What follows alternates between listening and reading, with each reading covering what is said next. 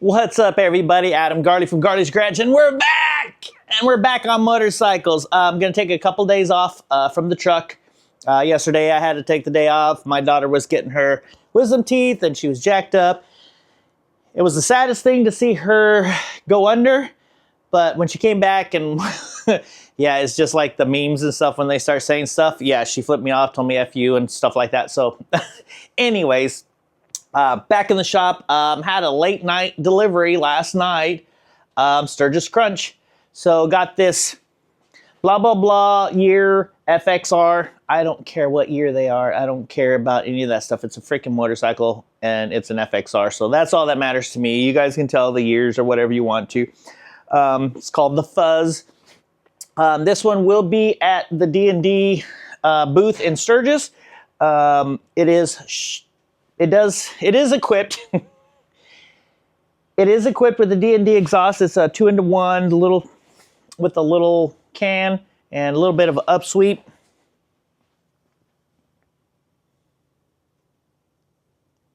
So just going to be putting this, getting this Mikuni dialed in, getting the bike up and running. I got to put some risers and some bars on it and get a master cylinder, get the brake lines, clutch, get this thing up and running so that it's rideable for Sturgis.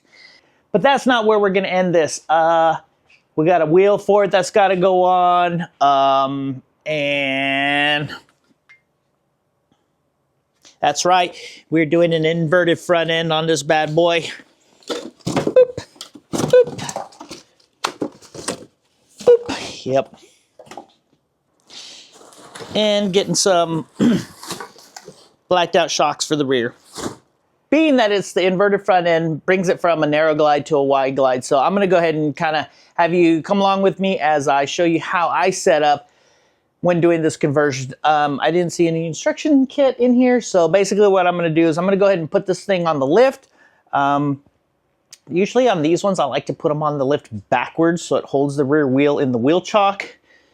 And then I can lift the front, and then I have room in the back part of the lift for it. I did some unboxing with a lot of the parts last night, so I just wanted to make sure all the components were here, which they're not all here, but the majority of the basics and the major parts that we need are here. So I'm going to go ahead and clean up a little bit and move some of the stuff around. Then I'm going to back it on the lift. We're going to lift it up. We're going to pull off the fairing so that way it's not in the way. Being that it's a mid-glide, I can pretty much guarantee that this bar here is going to have to be remade because this 39 narrow glide, it's already pretty much touching. So when I get the mid-glide, I'm probably going to have to fabricate something that goes around there or just modify it or something. But yeah, somebody had started working on it for him and kind of left him hanging high and dry. And he asked me, dude, help me out. No problem. Adam has a hard time saying no, especially to good friends. So, yeah, let me get this on there and get the front end pulled off. And then we're going to throw on trees, throw the tubes in there, and then start putting the wheel in there because it is a radial mount setup that we're putting on here. So you can't space the calipers in and out. You have to space the disc to match the calipers. So we'll go through all of that. Stay tuned. Hit that intro, Adam. I don't ever slow up, no I don't take shit. I've got no love for the fakeness. If you wanna play tough and wanna hate this, I'll always show up and make a statement. Yeah, sorry bro, but this show's about me. So, I'm out of breath from pushing this thing up by myself. Like I said, I like putting it on backwards so that way I have plenty of room to work around.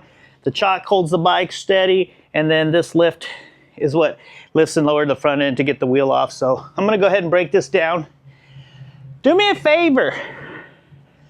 Stay tuned to the end of this video because I have a surprise for you guys.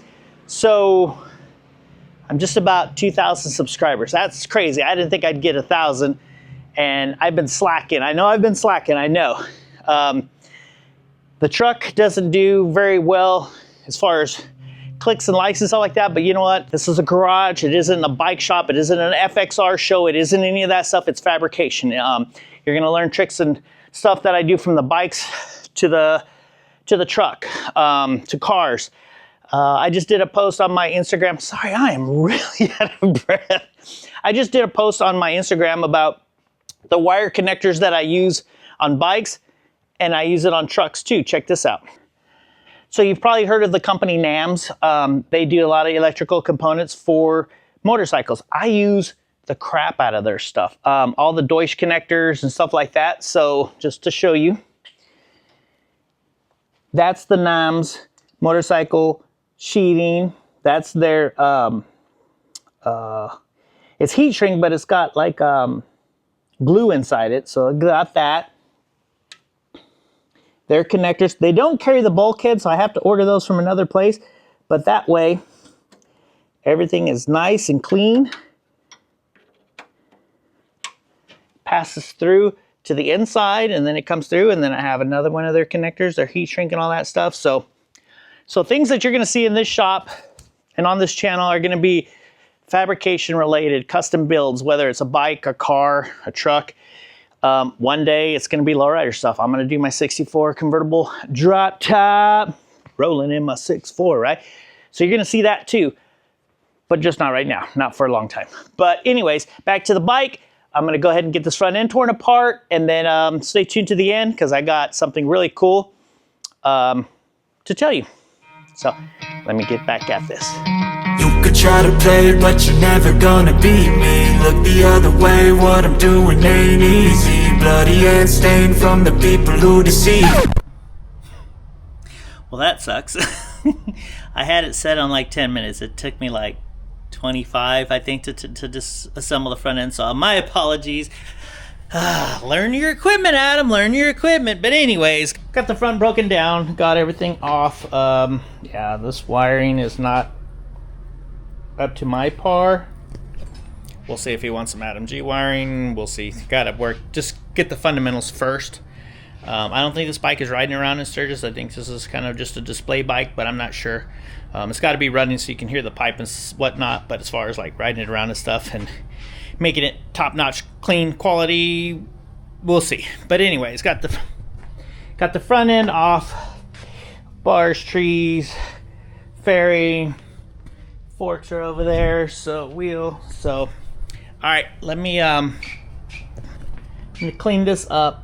I'm gonna check the bearings, make sure that they're lubricated correctly, that they got plenty of grease. It looks like they've just freshly been packed, so I think I'm just gonna clean up all the grease and stuff. I'm gonna remove these mounts and possibly even this one. No, maybe, we'll see. Because when I was turning the forks, man, they were going far. So I'm not sure what I'm going to do to keep them from hitting. But let me get trees installed, fork legs on there, and we'll go from there. My shop's a mess. And it's always embarrassing because I don't have places to set stuff down right now and this and that. But this was completely last minute, so I didn't prep to take in a bike right now. Especially with the other bikes and projects I have in the shop already.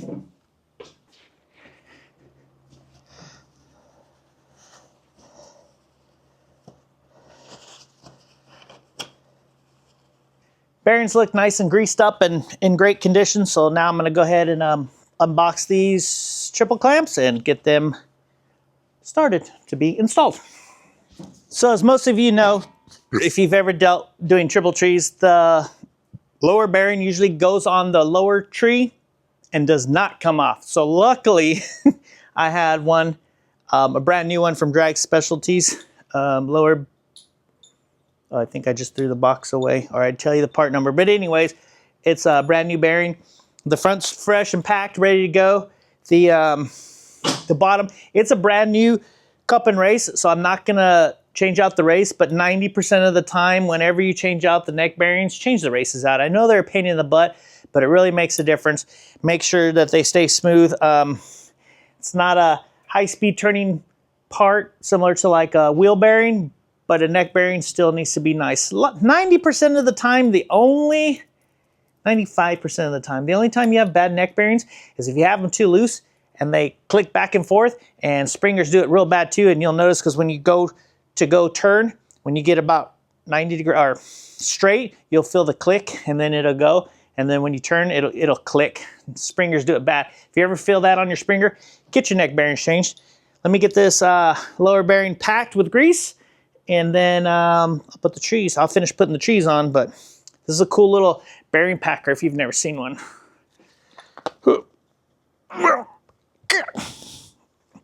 This is kind of embarrassing. Hold on.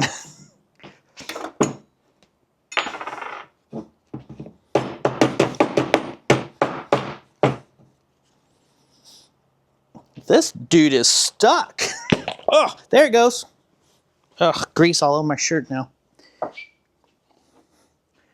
So anyways, sorry about that. So this is see how it's got the little taper on it? And then there's a little thing. That's how you put the grease in on the bottom side. You pump it through that little zerk. But what you do is you take the bearing, taper side down. I think you can find these bearing packers like on Amazon. I got mine automotive wise. This is before Amazon days. But you just do this, and then I'd go to the table and do it. But I want you to see, you just put pressure on it and wiggle it around.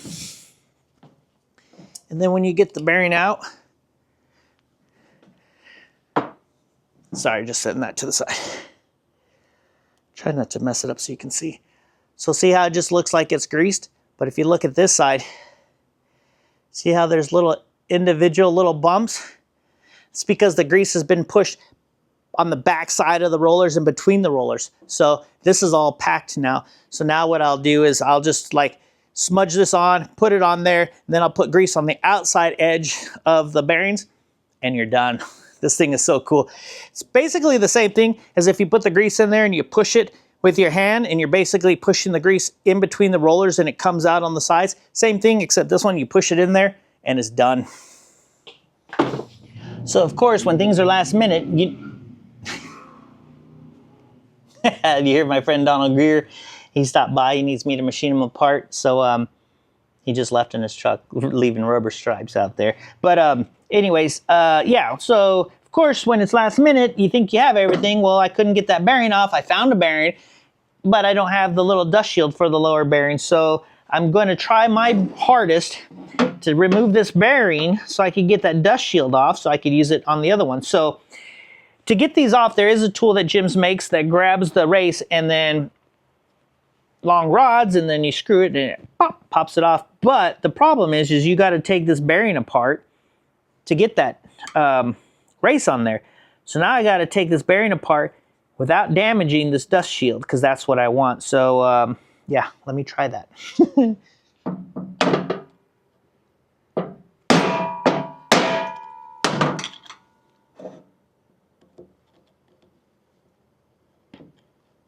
So around that one bearing.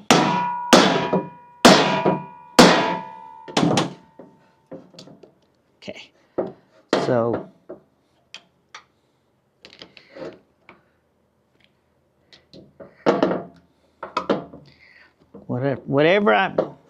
what I'm doing is just trying to go around this whole bearing and try to peel it back a little bit without touching the bottom, because as soon as you start messing with it, that little dust shield is thin.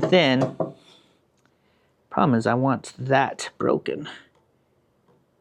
And that's going to hit the dust shield, so I can't do that. Can't dig at it because that'll mess up the dust shield. So let me just keep prying, getting some of these bearings out of there.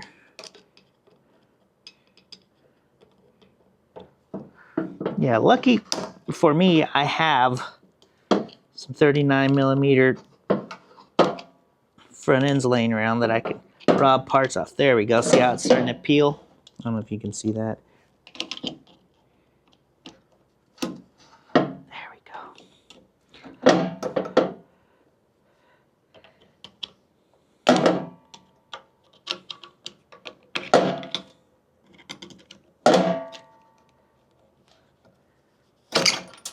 Aha!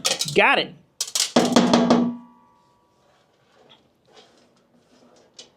So now all the bearings are off. So now I have just the, see, the dust shield is still in good shape. So far, so good. So now I have just the inner race of the bearing, and then we get the gems tool. All right, so this is the gems tool. Like I said, it goes down here and it grabs underneath on top of that race. A slight persuasion. And this guy goes in here on both sides. And there you go. And then you just snug these up so it has tension.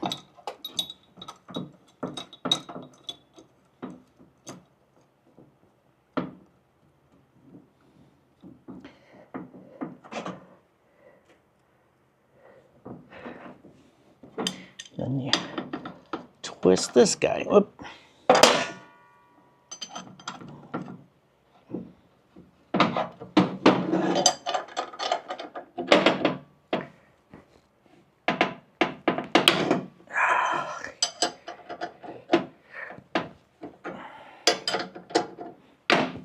So you cannot use this tool to remove the bearing and reuse the bearing. You have to destroy the bearing to pull this bearing off.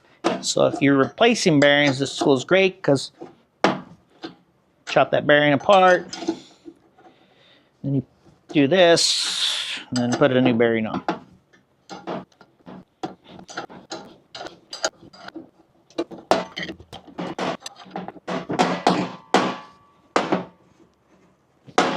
Yeah. Pink.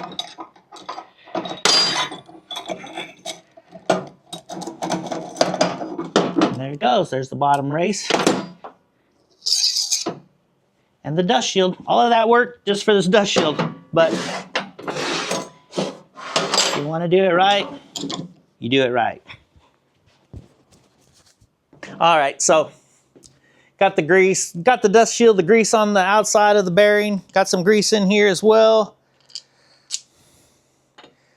Just want to slide this through.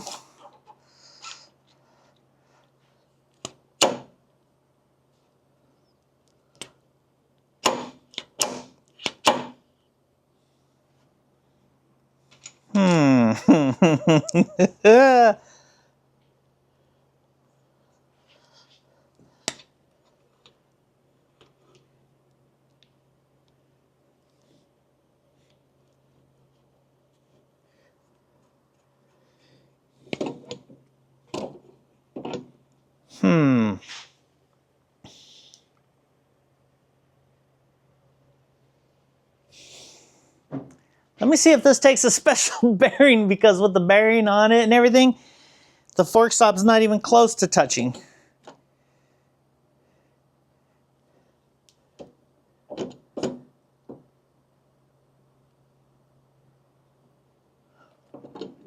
Let me look into this.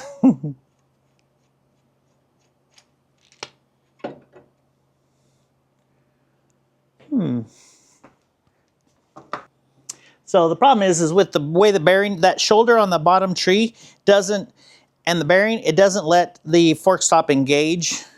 Did you hear that? I just tapped the tank with the fork, with the top tree. So I'm gonna keep moving forward. I gotta call in to see like what the heck's going on. Did I get the wrong tree or what? So I'm gonna double check to go ahead and slide these Ohlins tubes in, so that way I can start playing with the wheel spacing, so I'm not just sitting here twiddling thumbs. All right, so customer showed up because I messaged him about the trees not hitting and stuff. So this is kind of like a retro, like we're making it fit. I didn't know that. So this isn't a kit specifically for the FXR. I actually think it's for a Dyna or maybe something like that. Anyways, I'm gonna make it fit. So I just sent him off to get me 4.5-inch round solid aluminum. 1 foot of that is $170 because I got to make disc spacers to space out the discs. I got a piece of keyway that I'm going to weld underneath the fork stop on the frame. I'm just going to weld it in there so I don't mess with the frame structure. None of that stuff will be messed with. Let me show you exactly what I'm doing. So I got this chunk of keyway. because my compressor broke the other day, and I'm a hoarder. I don't throw anything away.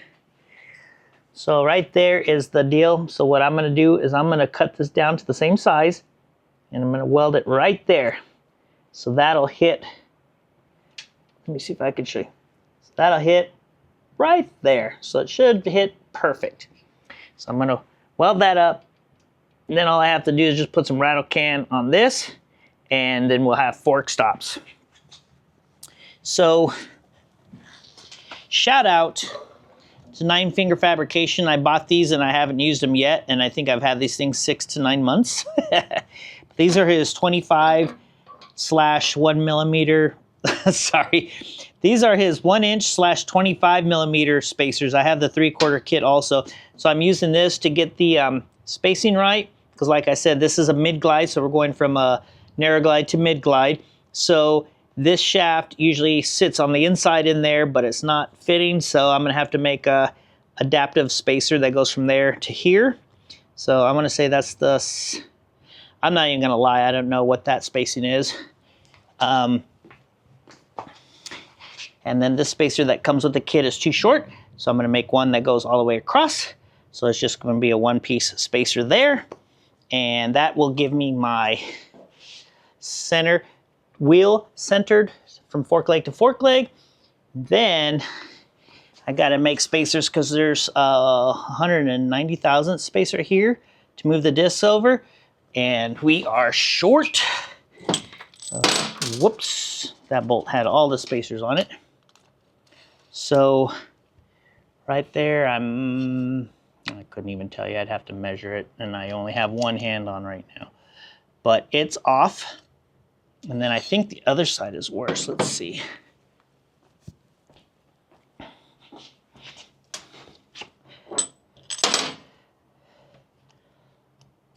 Slide this bad boy on there. Yep, it's off also. So I got to move these out probably, if I had to guess, it's probably like 300 thousandths to get it to line up. And then I'm gonna have to make more spacers to get this off of the disc a little bit. The kit came with 8 of these little anodized washers, but it takes 6 to have it sticking back far enough to where it doesn't hit the tops of the rotors. So that leaves me 8 short. I think I'm not doing the math right. 6 is 12, 16, 20, 32, 16, 30. Yeah, so I don't know. Let's just go with that. I need more. So I'm gonna put them on there, measure it, and then I'll make actual spacers stick out so we can get all of that on there. And I gotta lock this down so I can test fit the fender. Gary Queen knocked the fender out of the park. He did a quick turnaround time. So just so you can see, gonna be pretty dope. Sweet. So coming along. But just wanted you to see that. So I'll be, sorry, hopefully you can hear me now. I'll be machining some spacers, and then the risers were too short. We need a total of 12 inches. We're at about 8.5. So we're ordering some risers and some bars, overnighting those. But yep, so I'm gonna probably start making the axle spacers while I'm waiting for the material for the disc spacers, and then once I get all of that figured out, then I'm gonna pull everything apart, weld that piece on there, put it back on, and then I can start going back with the fairing and stuff. So I think that's what I'm doing next. We gotta see. I'll see. But yeah, so it's not a bolt-on kit. I'm sure there's some people out there that make them, but this one is not. But it'll look pretty sick.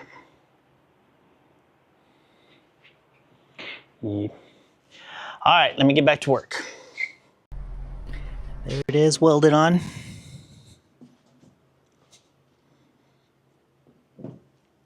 So now I'm just gonna hit it with some paint and try the tree.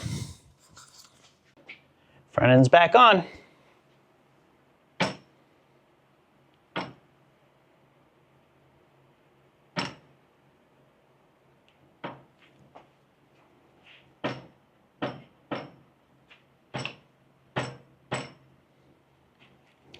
Now I can get to work without worrying about the fork sliding to one side and putting a big old dent in the tank. So, all right. But I did notice that these rear fairing brackets that come off of the tank, yeah, I'm gonna have to make some new ones. I'll have to figure that out, but more on that soon. All right, so he got the material. This stuff is thick like Bisquick. Yeah. 4.5 inches thick. I'm machining spacers now. This is the one that came with the so-called kit, but it's about 100 thousandths too thin, and there's no shoulder, so the rotors just kind of float around, and you're just holding on by the bolts, the disc bolts. So I'm making brand new spacers with the shoulder from scratch. Yeah, now I got it stuck, so I'll have to use both hands to get it off. But yeah, let me get back to this. Just wanted to show you that they are being made from scratch, so no kit. Garda's garage. Kind of bright, huh? I'll have to put a filter or something. But so there's the spacer so far. Got the piece that sticks out, the indentation on the inside. I have to drill the hole still. That'll suck. Let me show you kind of how it fits. I gotta get the outer diameter. It needs to come down a little bit. It's a little bit larger than I want, so let's find the wheel.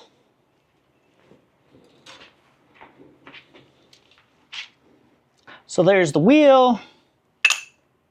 There's the spacer. And then the rotor goes on. But see how there's just a little lip right there?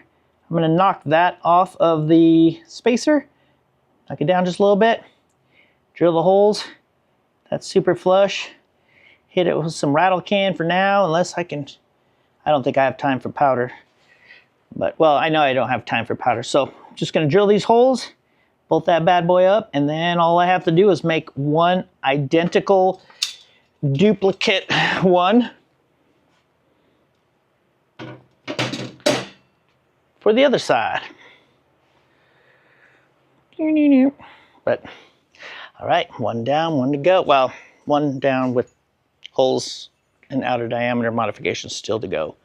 But it's 8 o'clock. Yeah, I'm gonna call it a day, and then I'll come in early tomorrow and get this knocked out. That way it gives the shop a little bit of time to cool down.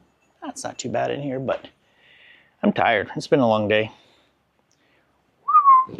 I love doing this stuff. This is the stuff that I really enjoy. Making stuff from scratch. That's, I mean, it don't get no better than that. But anyways, see you tomorrow. Stupid. Okay. Sorry, camera problems. All right. So I couldn't go home without making sure everything was right. So here it is. All the holes have been drilled. It's machined down, so it's about the same thickness as the outside edge of the rotor. So once I get it blacked out, you won't even notice the spacer in there. Cool. I hope you guys are enjoying this. Don't forget, stay till the end. I got a surprise for you guys. See you tomorrow. Peace. What's up? Good morning. I'm back. Got in fairly early and knocked out that other spacer. So now I have the one here. I have the one here.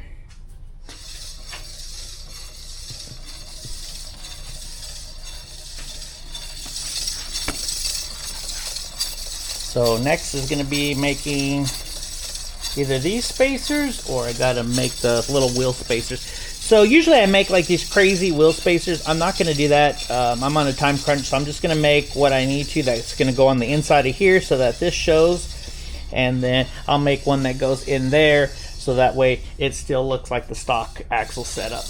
But I'm happy with that, so I'll probably knock these spacers out real quick, that way they're done, and then I'm gonna come back and fine tune these, because I think that's about what I need, but we'll see. And then the only thing that stinks is I don't have any way to anodize them before they go, so it's gonna have silver here, but I don't know, maybe I'll rattle can them just so that they kind of blend in for now, and then when it comes back he can take them off and anodize them or powder coat them or whatever he likes.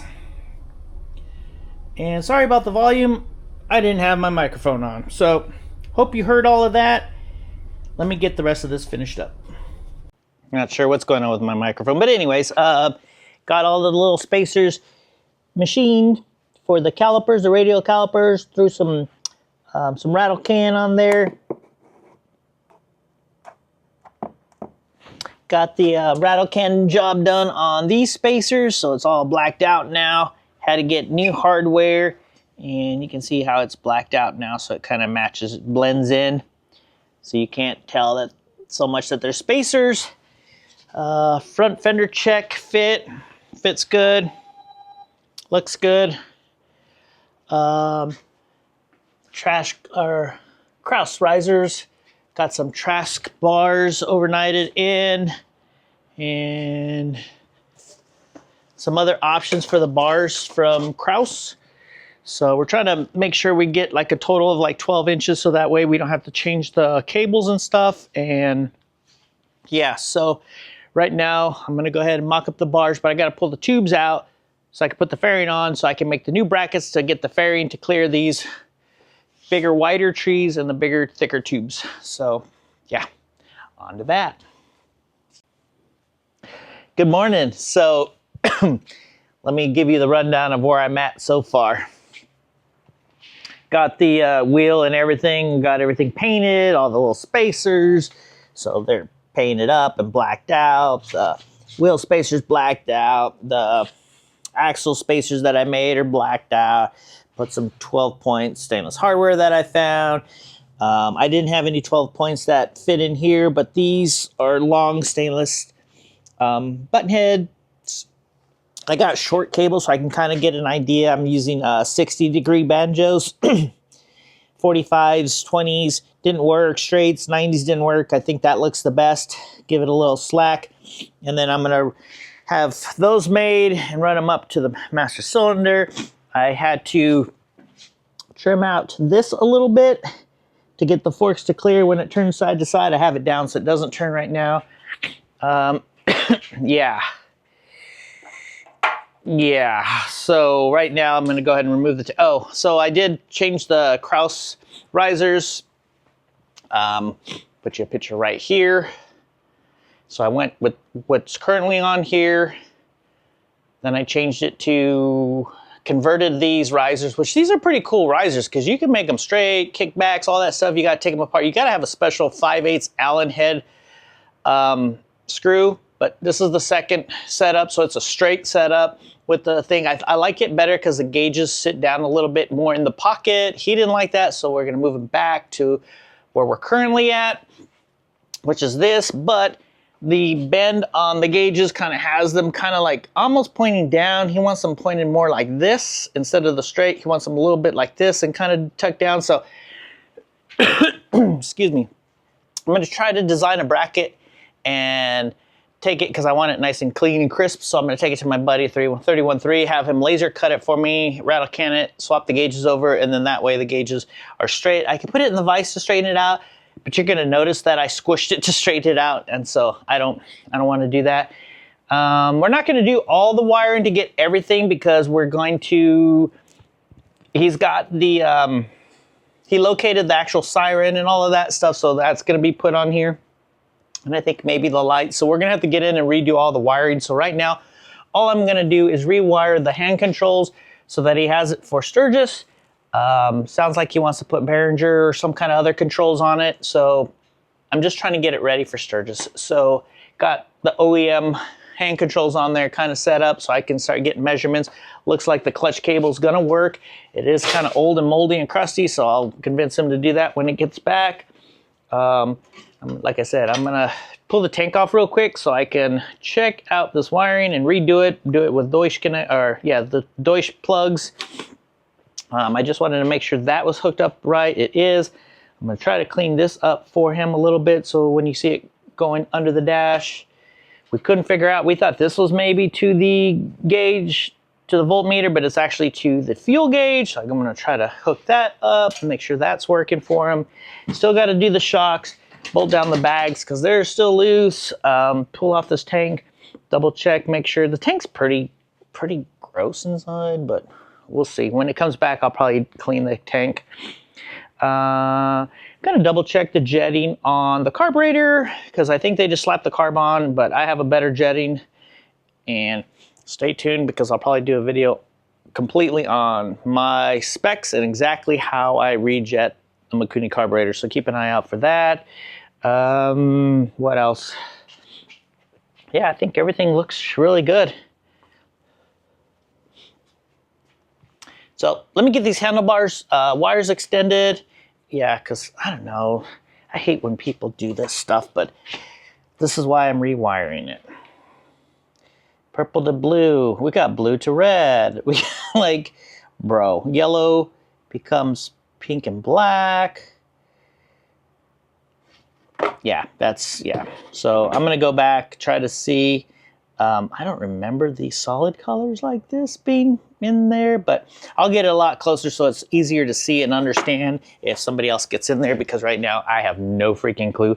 I honestly don't think back in early 90s and stuff they have this type of the Molex connectors. They were mostly like this older style. So somebody put this in there, and I don't know if that's just because that's all they could find, but I'm going to redo all of this crap. Like I said, for now, I'm going to get the handlebar controls wired up, and then once we figure out the speed of it, because he's found a way to go, it's a long story. So there will probably be more on this bike. We're going to call it the Fuzz. That's what it was called when he bought it. The Fuzz, that's the name. That's kind of like a bandit, Smoking the Bandit type of old school terminology for a cop is the Fuzz. 5.0 some people.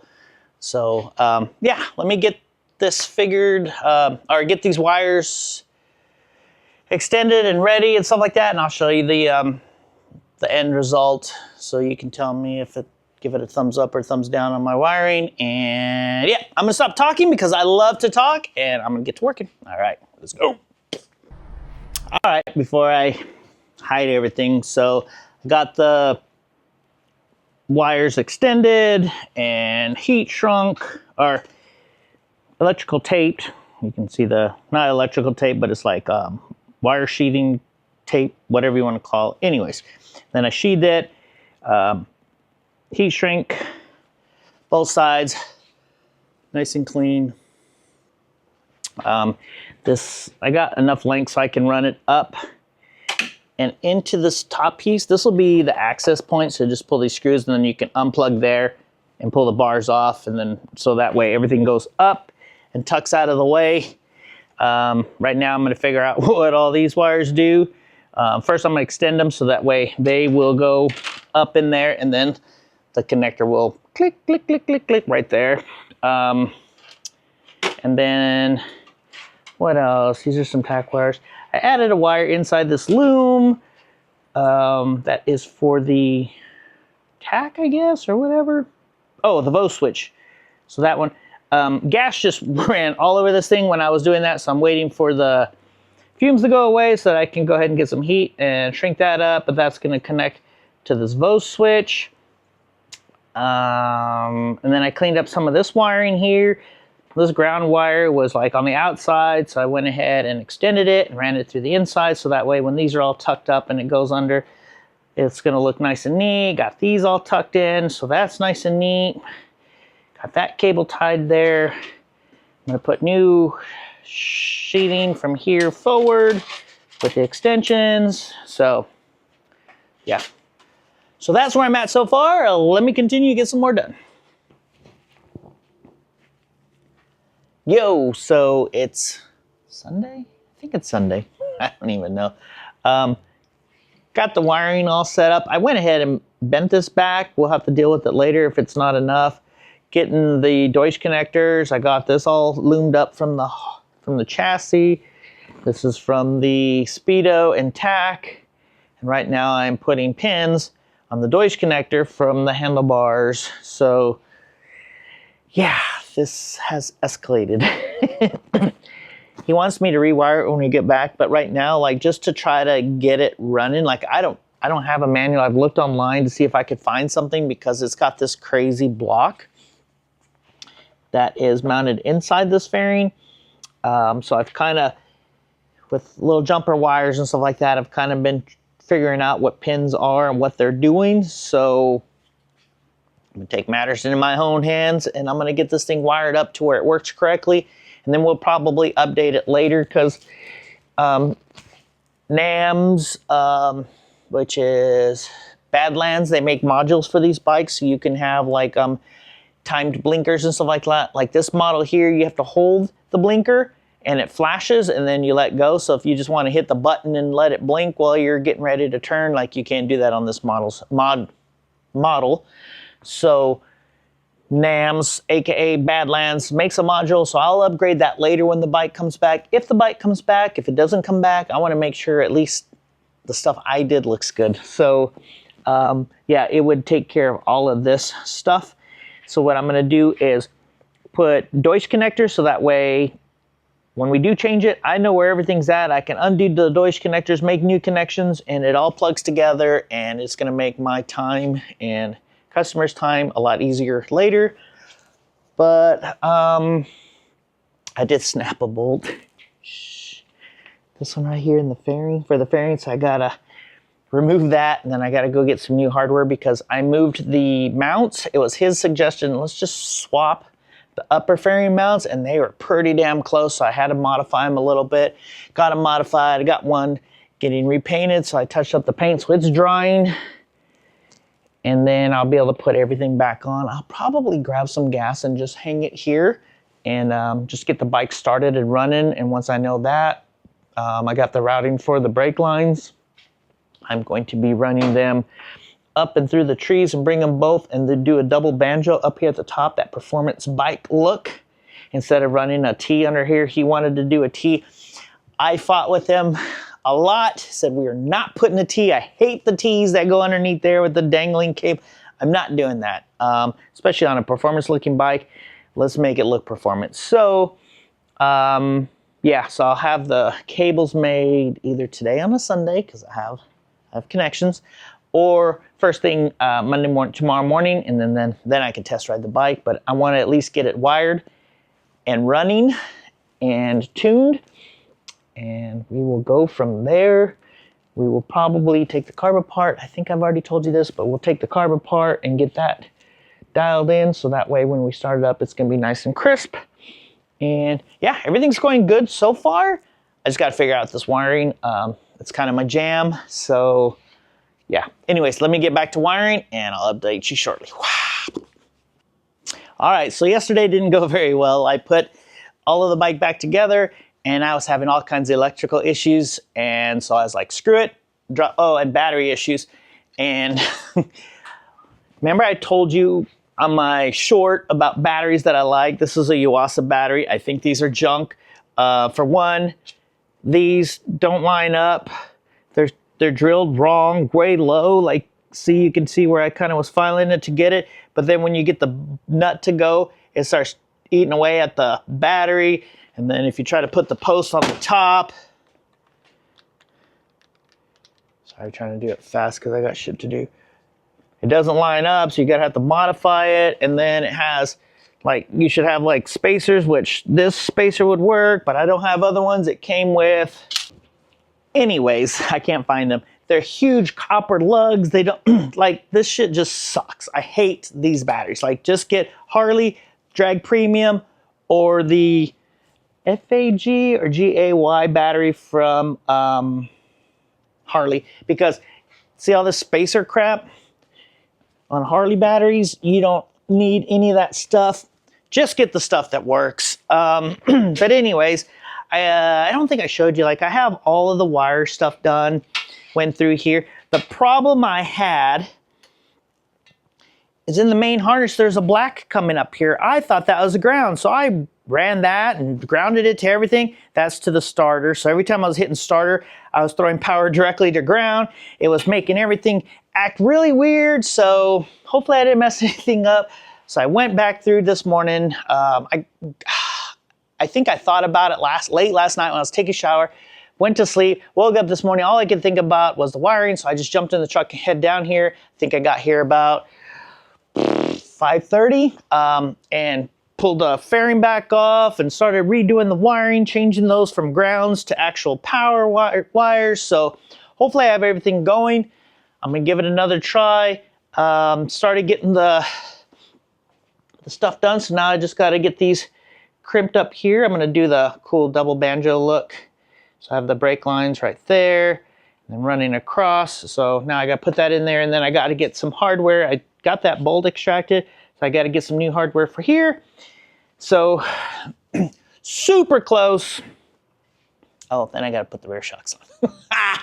Anyways, yeah, let me get this all plugged back in. I got to put the little inserts back inside those and put the fairing back on, plug everything in, make sure everything's working, and then I can finalize and stuff where it needs to go. But all right, I gotta go.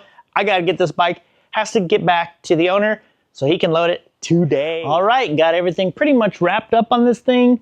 Cranked it off, it started up, it puked oil all over my floor. I forgot that these bikes sump, so got it to stop doing that. Got everything kind of adjusted a little bit. I got to ride it and really fine tune any adjustments, but I don't have the correct double banjo bolt. The one I had here I thought was a 1024, but it's not. It's a, no, I'm sorry, 1024. I thought it was a 3/8 24, but it was a 10-1, 10 millimeter by 1. I don't know why I had that here, maybe from another bike or something, but anyways, take a look. All the wiring is done, nice and neat. Oh, I'll have to show you that. Well, I'll do it real quick. So that turns that way. It turns this way.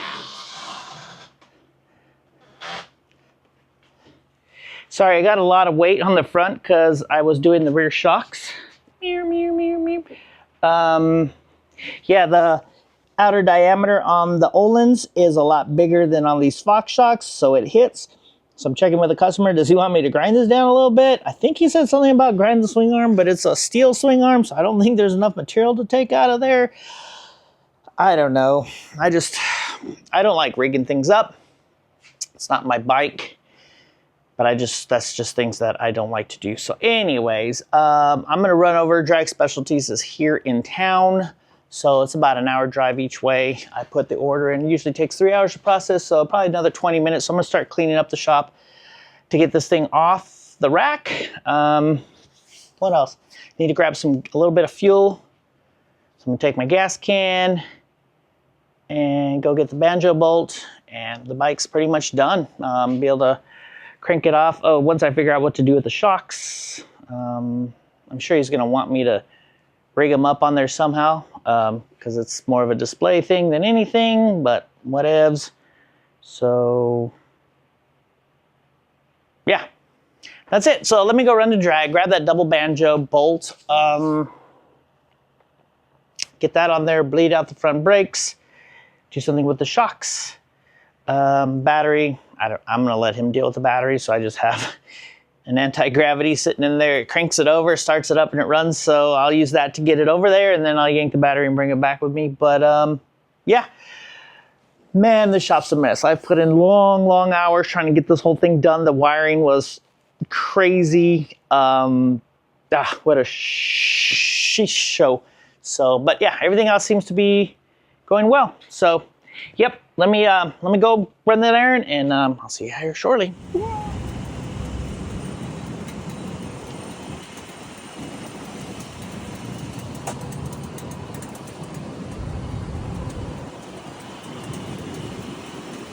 All right, that's a wrap.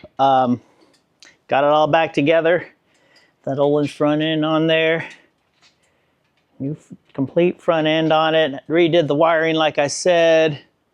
All nice and clean. Getting some seepage out of this gasket. I'm going to take a look at that and clean up all of this stuff from the test ride. Just put some gas in it, but that's a wrap on this police bike, the Fuzz.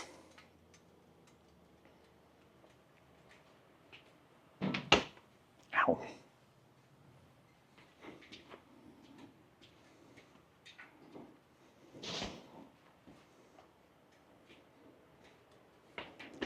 Yeah, shop's a wreck from thrashing to get this thing done, so go check it out. And in Sturgis, I'm not sure where it's at. I think it's in at the dealership. D&D exhaust will have it on display. All right, FXRs, another one done. Don't forget to like, subscribe, and I'll see you in the next one. Peace.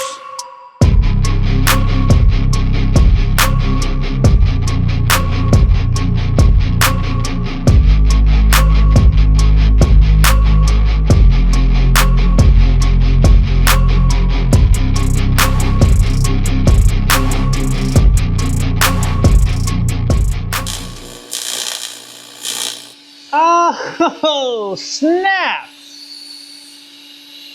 I know you guys are like, oh, he said watch to the end. Clickbait, clickbait, clickbait. I totally forgot about that. Oh, man. So during this build, we hit 2,000 subscribers. Thank you. You love me. You really love me.